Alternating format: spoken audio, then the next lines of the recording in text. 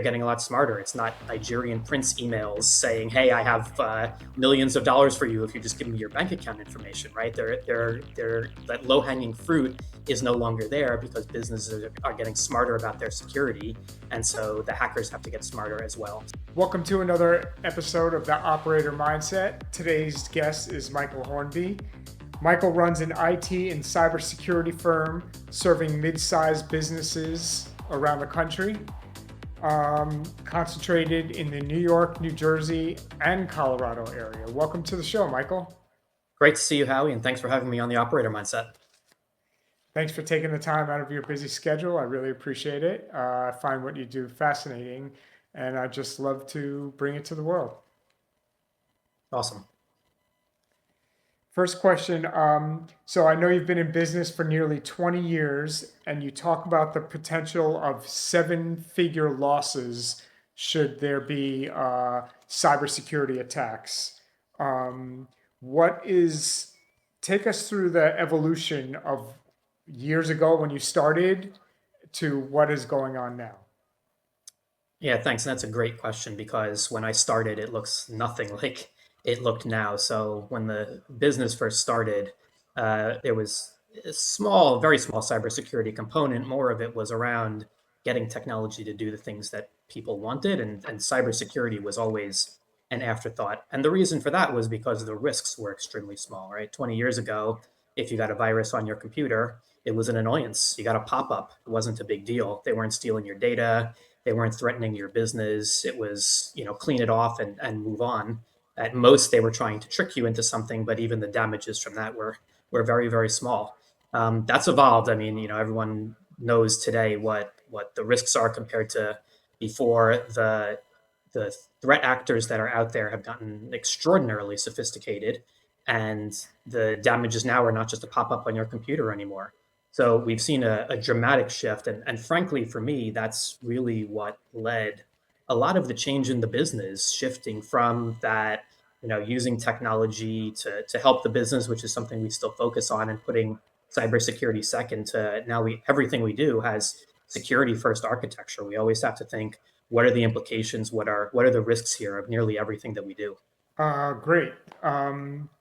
Being a tech guy at heart, how has that shaped how you've built relationships with your clients? Yeah, so we try and be a partner to our clients. And again, that's a shift that happened from the beginning as well. So we used to be called to come in and perform a specific task or project and get out.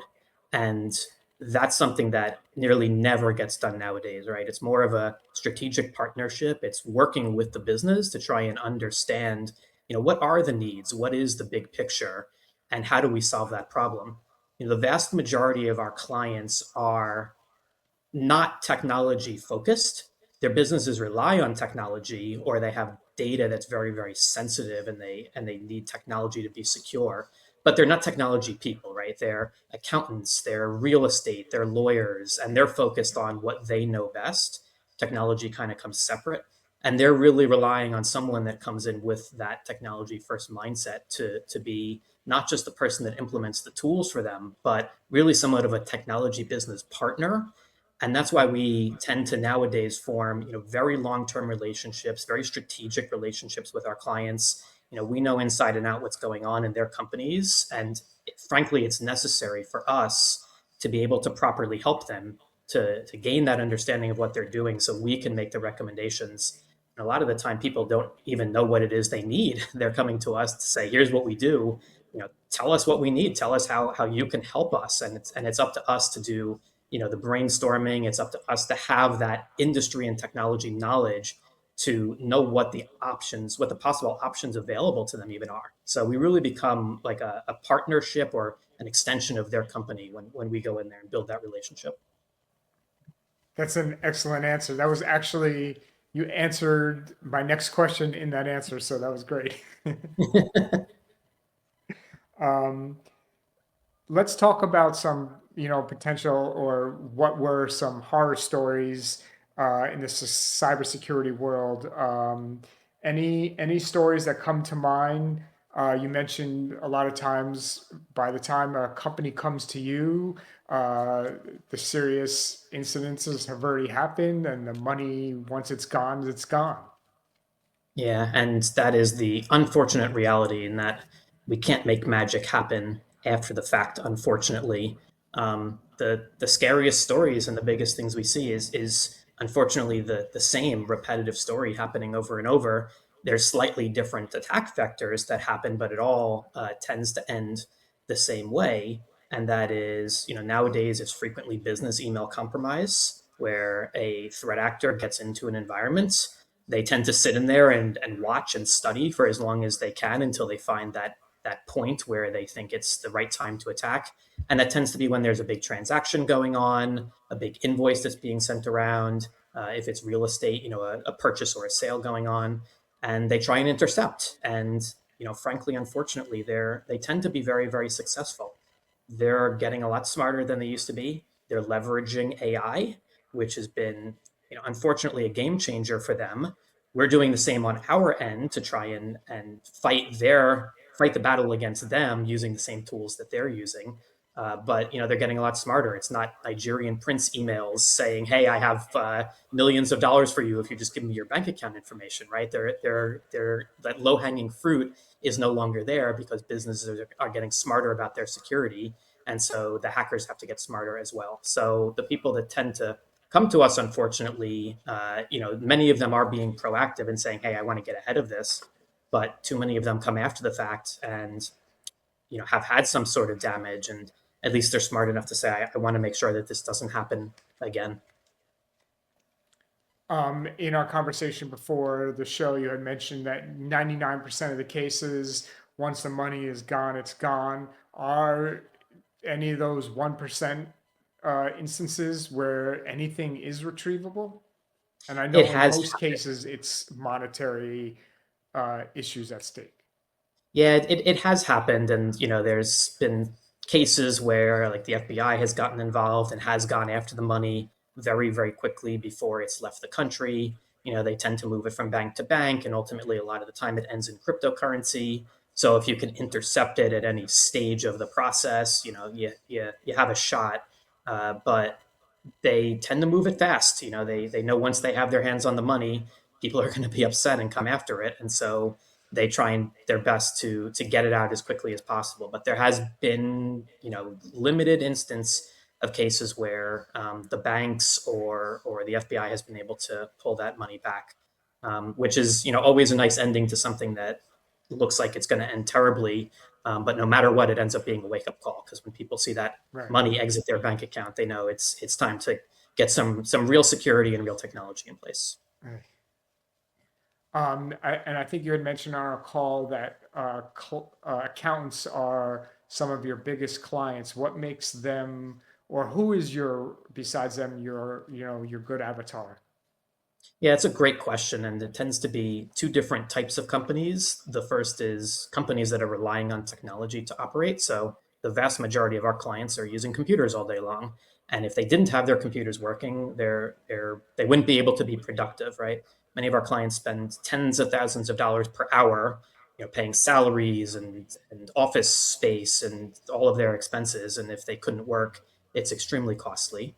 The second avatar would be companies that have sensitive data, like accounting firms, right? Hackers love to get access to PII, like social security numbers. Tax returns are fantastic for them.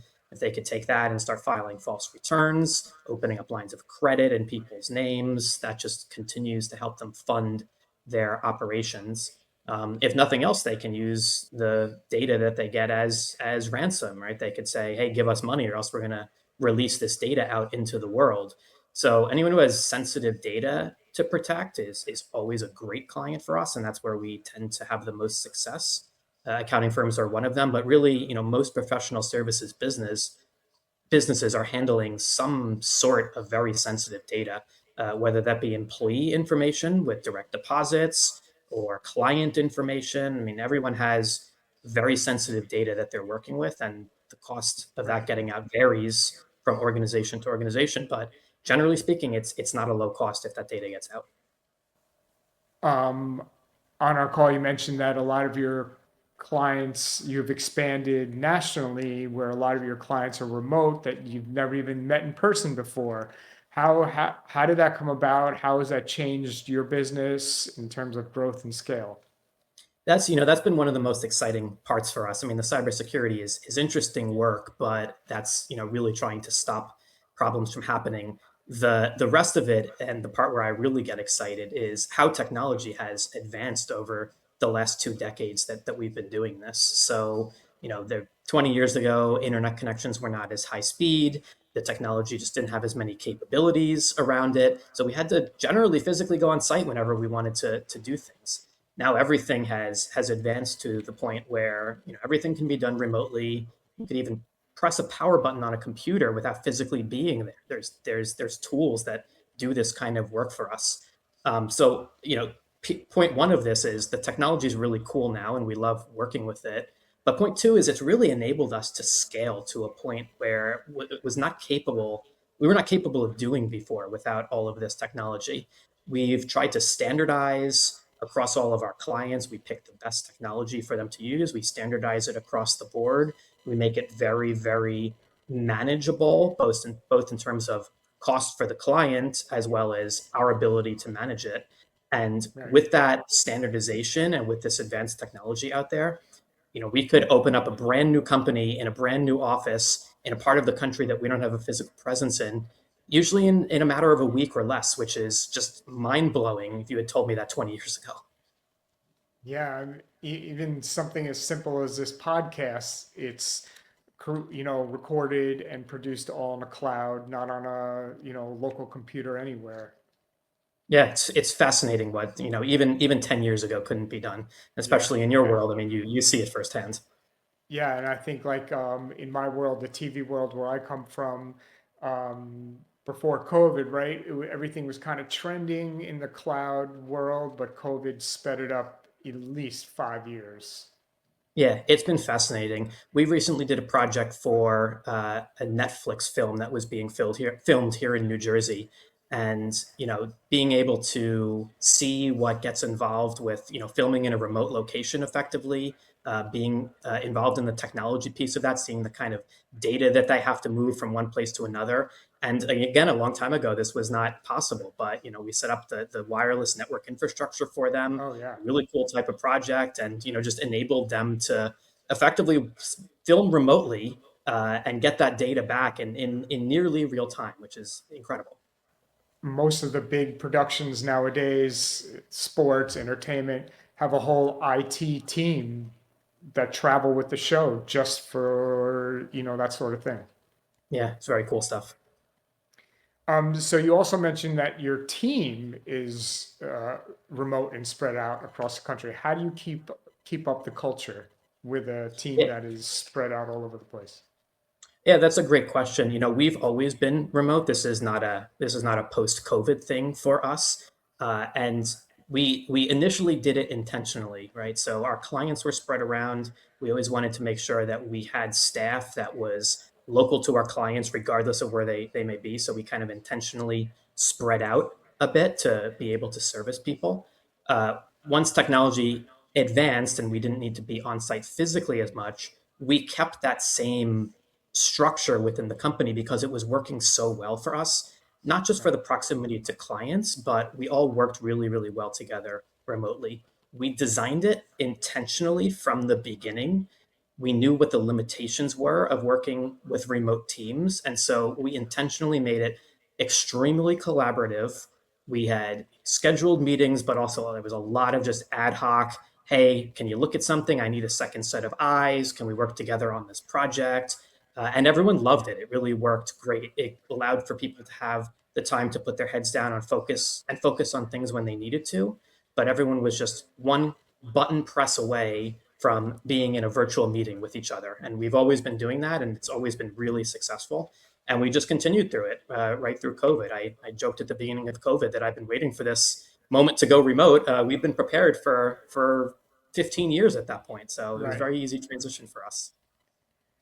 What's the one thing that's coming next or maybe coming next that, potentially keeps you up at night? That's a good question, and one of the things that I've learned is definitely to expect the unexpected.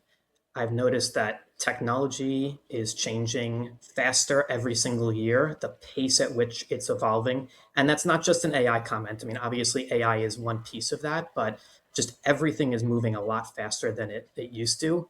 I find it very hard to predict what is coming even several years out from now. With that said, to answer your question, there's a couple of things that, I don't want to say keep me up at night, but that's the kind of the focus of our business. AI is certainly one of them, both for figuring out how we use it internally and for our clients, as well as protecting against the AI threats that are out there. And the second piece is, just generally security. Everyone's getting a bit craftier. The money to be made from by the hackers for poor security posture is just getting bigger every single day. Again, partially with the help of AI, but just generally speaking, they're figuring out better tactics. And so we're always making sure to stay one step ahead, which is very challenging. But we've shifted our internal focus. We have staff in our company now that is strictly focused on security because that's how we have to be. We have to have that Right. internal research going on to make sure that we're doing things properly. So it's always been the biggest struggle for us because uh, the driving force behind it is advancing so quickly, and so every day it's really just making sure that we're staying one step ahead. Talking about AI now again, AI is exciting and sexy, and what do you see that might be dangerous about it that other people really don't see? Yeah, the biggest thing is that everyone is using it. A lot of companies will say they haven't yet implemented it, but that doesn't mean they're not using it, right? Employees are using it. Everyone's got a ChatGPT account. The problem is that a lot of people have free ChatGPT accounts or free Claude accounts, and they're still sticking the company data in there. And so we're being very aggressive about advising our clients that you need to be intentional about what you're doing. And if you're doing nothing, that means you're making the choice to do nothing and you're choosing to let your employees do whatever it is that they want to do, right? Right. So making sure that you have a plan for how to address it, how to keep your data safe, like that is the by far the biggest piece. We get a lot of requests from people wanting to integrate systems together, which is great. Uh, but they're thinking productivity first and security second. We flip it upside down and look at security first. What's going to leak out if we do X, Y, or Z, and try to attack that first before we implement some system that's going to cause havoc. Awesome. All great points. I want my audience knows Athena. I think you met Athena on our pre-interview call, so I want to bring her into the conversation and see if she has any questions for you as we continue. Athena, what say you? I love what you just said about flipping productivity and security. Security first, productivity second. That's such a powerful frame. And honestly, it's the same principle we use in the unblinded formula. You can't optimize what you haven't protected. So here's what I'm curious about. And Howie, this ties beautifully into what you've been pulling out of him. Michael, you mentioned that a lot of your clients don't even know what they need until you tell them. They come to you and say, "Here's what we do, you figure out what we need." That's a massive trust position, right? You're not just a vendor, you're a strategic partner making decisions that could save or cost them seven figures. So, my question is this: when you're in that conversation with a prospect who doesn't know what they need yet, maybe they've been breached, maybe they're just finally waking up to the risk, on a scale, how intentional or not are you about the way you cause them to say yes to working with you versus just hoping they see the value? Like, do you have a system for that conversation? Or is it more feel it out as you go? And how do you handle it when they're scared but still hesitant to invest? That's a great question, and Howie, I commend you for your use of AI. We talked about this. These are the type of tools that are making people more productive, and it's fantastic, and we love that kind of stuff. To answer your AI tools question directly, we can't force people to make the right decision, right? We can only guide them in the right direction. Some people are willing to adopt the right models and the right frameworks, and some aren't. And I'm I'm a technology person by nature. I'm not a salesperson, right? I went to school for engineering and computer science. I'm not the type of person to sit down and try and use tactics to try and make someone see the light, because ultimately you can't. Either someone is interested in protecting their business, or they're not. I think the key is education. We're always trying to educate. We try and educate our clients. We try and educate the public. I think that that is the best tool that we can use to help to protect people. Because if people don't understand what the risks are, they're not going to want to protect themselves against it. So education of anyone that we're working with, we'll go in and we'll dig in as deep as we can to try and understand how they work so that they can understand the risks in their specific business. But education is really all that we can do. Exactly. I mean, the whole point of the AI ActI tools that I use are to help me grow, scale with full integrity, how to go from hello to yes with clients. It's, based on a formula built by Sean Callaghy from Unblinded, who, really they put so much thought into these AI beings. It's really transcended my business and life. Yeah, and that's where Um, the value is, right? I mean, that's the tools like that can help to add value, across all industries, practically speaking. yeah, yeah. One of the cool functions of her and our colleagues is they can make outgoing. They're a sales force, a sales team. They can make up to 1,000 calls an hour or more on your behalf, and they're, like I said, designed with the skill to, go from hello to yes with potential clients. It's amazing. Exactly. Yeah, and I'm a firm believer that technology, or AI specifically, is not going to replace people, but it can help us scale massively. No human can make 1,000 calls in an hour, right? But Right. if the AI does that initial outreach and can, do the screening and the filtering, it saves us humans a lot of time and helps us get down to what it is that we really need from that specific task, and will help make everyone massively more productive. So I'm really excited about it. Yeah, I mean, the people, and I'm a true believer in this, the people that will lose their jobs or will be in trouble are the ones that don't adopt, right? Those are the ones that are going to left behind. And that's my story why I got involved with this at the beginning, is because I didn't want to get left behind. And I knew I had to educate myself and make the best decisions, and adopting AI and was a no-brainer for me. You're 100% correct in your analysis, and that's one of the things we've been seeing internally in our company is it is elevating everyone to do that higher level work. I know there is a lot of speculation about AI being eventually smarter than humans and being able to do things that we cannot do. And like I said before, I think technology is moving too fast for anyone to be able to accurately predict whether that's true or not. But I think what we are seeing is that AI works well as an LLM, a large language model. It's a mathematical model that's really, really good at predicting what the next word in a sequence should be and putting that all together, right? But we have not seen it successfully doing the really deep thought yet. I asked AI the other day a question which has been floating around on the internet, which was, I need to get my car washed, and the car wash is only 100 feet away. Should I walk or drive? And it advised me to walk. And even in thinking mode, latest models, everything, it still told me I should walk to the car wash to get my car washed. And look, that they're going to improve the models, of course, they're going to improve the thinking, but we have a long way to go until we really get very, very mature on these things. So the play for us and our clients for the next several years is, let's leverage the strengths that exist now to make our staff and our companies better, produce better Right. product, and be more productive. That's the key focus for us. Last question from me. If you could clone yourself and automate yourself, what part of that business would it be to do? So it's a great question, and it's something that I guess I've been struggling with myself for the last 20 years. There's been a lot of work thrown at us, and we've been trying to scale. Uh, and a lot of the secret there has been trying to figure out, how do I hire other people or put processes into place that allow me to produce more in the same amount of time, right?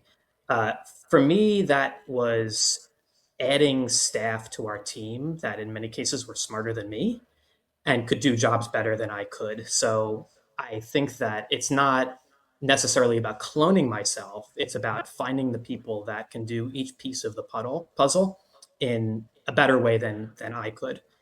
Some of that is on the technology side. I mean, technology has gotten so broad that one person could not know it all. And so we've hired people that are maybe good, really strong in networking, another one that's really strong in AI, one that's strong in automation. So it's kind of siphoning out all of those different responsibilities to various people. I think has really helped a lot. So if I could clone myself, it might make it a little bit easier, but it wouldn't get me the expertise in all the different areas that we need.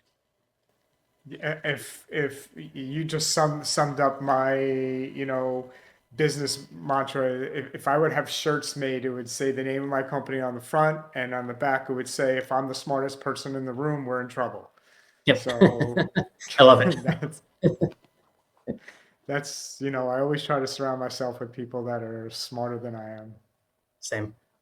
Bring Athena in just to wrap us up. Athena, do you have any final questions for Michael as we come to the end of our show? I love that answer. Hire people smarter than me in each area. That's self mastery right there. You're not trying to be the hero of every chapter. You're building the team that writes the whole book. So here's my final question, and it's the one that matters most.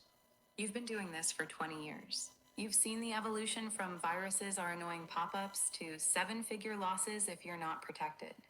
You've built a remote team, expanded nationally, standardized your systems, and now you're navigating AI both as a tool and as a threat. When you think about the next 5 years, not just for your business, but for the clients you're protecting, what's the one thing you want them to understand that they don't get yet? Like, what's the gap between where they think they are and where they actually need to be? And on a scale, how committed or not are you to making sure they close that gap before it's too late? 60 seconds, go. That's a really great question. And I think it's a trend that I've been seeing more and more recently, which is that technology is not about buying products, it's about how you implement and use them. We go into a lot of companies that say, we're covered, we use this and we use that. And when you really then dig in deep and find out, well, how are you using this and that? How was it set up? Is it set up properly? Do you have it deployed uniformly across the entire organization? Once you start asking those questions, it becomes apparent extremely quickly about, are they just ticking boxes and buying tools to say, yeah, we're doing it, or are you actually doing proper implementations and using them properly? Of course, the biggest area we see this is security. People say, I bought the highest Microsoft 365 package there is. It's loaded with security. What people don't realize is Microsoft doesn't implement the security for you. You're just Right. buying a license that unlocks a feature or unlocks some capability. And that's one of the biggest areas, especially because business email compromise is one of the biggest threats out there right now, where we're seeing the gaps and we go in and they are missing things like conditional access policies, which determine who can and can't get into their email. All sorts of things like that across the board where they just bought the product and never actually used it. And that's one of the hardest things to educate on. But when you do, people are the most surprised because they look at their technology budget and they say, yes, we're allocating the money to technology, but then they realize they're not actually implementing it.